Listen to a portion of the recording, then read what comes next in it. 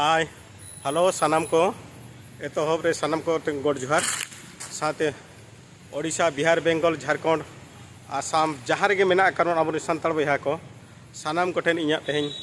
आरहम नवा ब्लॉग रे सानाम को सगुन दाराम के साथे आपे को ठेन इᱧा लासाड़हेन गोड जोहार चालिया साथे एतहब रे तेहेñ आरहम मारांग बुरु और जहाँ रे सखी कते आरो तेहेñ भिडियो एतहब के अब जहाँ सुकलाल बाबू तक को ताड़ाम आका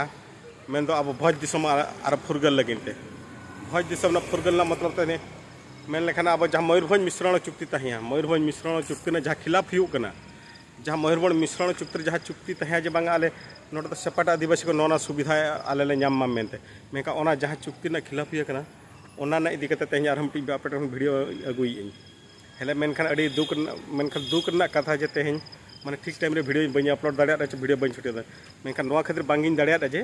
तेहेñ मिट्टी इñा जहाँ रे नालहा दिसम को तेहेñ आर मिट्टी हेज अकनी माने एटा बाजार तीन हेज अकना अब ओडिशा पनत ना राजगढ़ रे मेना अकादिया मेनखान उनका मिट्टी माने कमी तहलना जहाँ पर ओने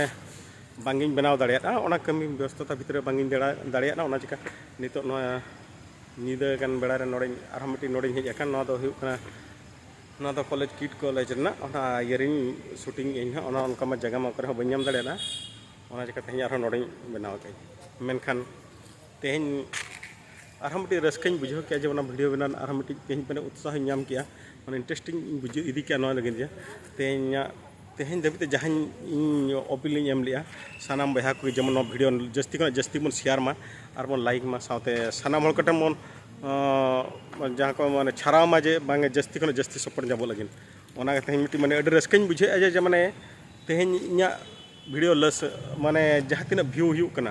अड़ीगान के व्यू हुकना तम नोड़े खरे बुझे के माने अब भोज दिसम लड़ाई रे अड़ी हर के जोड़ा साना मेना अकाद बंगा जोड़ा रे तहन सानायत बन गया और निना इन मेन तमन जेमन जोड़ा रे निहाती बन तहन मागे तबे एनांग अब जहाँ मिशन तब जहाँ मिशन तब हुकना ओना बन सक्सेसा मेन दो आर मिट्टी तेहेñ मेन इन मिट्टी मिशन लगे मिट्टी रिवोल्यूशन लगती है मिट्टी माने वैपड़ी को विद्रोह जहाँ को मेता उनदिन सेदाय माने जहाँ चबन पढ़ाव का लेनिन विद्रोह और उनका अड़ी मांग विद्रोह जहाँ चाइना को जहाँ लेका माने विद्रोह हुई लेना उनका मिट्टी तेज भोज दिसम नाम रोड लगे विद्रोह मिट्टी और मिट्टी विद्रोह अड़ी मांग विद्रोह जरूरी कना जहाँ चे माने जहाँ विद्रोह को कराले आबरे नुकु सुनाराम सोरेन भुरके इपिल सुनाराम सोरेन तक जहाँ को उरल लेया माने अब भोज दिसम दो आबोआग कना और अब आदिवासी को राज के तहना मेनखान उनिया कुकमु को बांग को पूरा होचो दाड़िया मेनखान उन जोखे हुए तो माने किंतु उन जोखे निना माने जहाँ तीना तब हर को जुमिद लेना ओना खना आर तो जस्ती जुमिद लगती ना और मिट्टी जिनस मेता उन दिन को जुमिद लेन रहो उन दिन ओने मनकाते आको को ठू होचलना को चेका होचलना को गज होचलना को गुली गुंड रे मेनखान सुनाराम सोरेन को जेहल के सुनाराम सोरेन मेताद को तहनो बांगा जतो हर तब रुआड़ पे इन को इदीन कना तो मीटिंग बांगे हुआ मेनखान आबन हर उन जोखे बांग को मनाव लेना बांग को मनाव लेनते आरो आको समुते को मीटिंग को मेनते जते बाको आंजम लेया उन जोखे चेक को चिका किया एकदम मेद जपित कते को गुली केट पा ओके आदो लाज पुठुज तुडेना लाज हबर कते को दड़ का उनकान कहनी हुली आंजम का जमा लाज हबर कते को दड़ को लाज हबर कते को दारे चोट रे नोका को देख कते माने तीनो हला जीवन चलाना मेनखान नितो दो उनका जिनिस तो बांगे हिजुआ आलोपे विहरा तब जे माने उनका को ठू बना को चको गoj बना को मेनखान अब होतन तो मांग शांतिपूर्ण आंदोलन जहाँ को मेता नितो जहाँ लेका शांतिपूर्ण माने भाबरे को विरोधी नुकु शुक्लाल बाबू तक शुक्लाल बाबू तीना माने शांतिपूर्ण विद्रोह जे माने नोडे कना अब आले नोआ दिसम आलाका मेनते अब बारीपुदा कना हाने को चलाव कना को दिल्ली तक ताड़ाम का मेनखा उनका गे आज हो अब कर्तव्य हो कान गया जे शुक्लाल बाबू और बन सरहाय गया मेनते माने आज बन गड़ाय गाम एनखान नोना मिशन रेना उद्देश्य तो आरो चलुया जेमन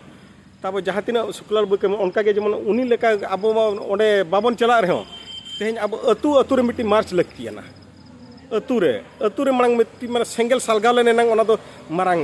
अतु रे मिट्टी मार्च लगती है ना जहाँ माने अतु रे दालू घाट उमु घाट गोटार के जेमन पूरा चर्चा लगती है ना जे बांगा भोज दिसम अलग गया बरा भोज दिसम ना माने जहाँ मिश्रण चुक्ति ओना आबो ठन को अगुई मा भोज दिसम चेत लेकार मेसालना ओडिशा पनत मा तो अब मा बांग मेसा कथा माने अब माने मयूरभंज मा अब मा ओडिशा पनत रे बांग मेसा कथा मेनका तेहेñ चेत लेकार मेसा कना चेत चिका मेसा कना और ओना उद्देश्य चेत और तेहेñ जुदी ओकोय बामन इया दाड़े खान ठिका दाड़े खान ओडे हर कुली कुमा हड़ बन कुली जोंगा जहाँ के नेता को मंत्री उनको बन कुली को तेज मयूरभंज मिश्रण चुक्ति तेज अड़ी लगन ते लगन आले ठेन आले सामांग ते अगुई पे मेनते ओना खातिर अब अति जाति को तेज और सामान को नेहरेद पे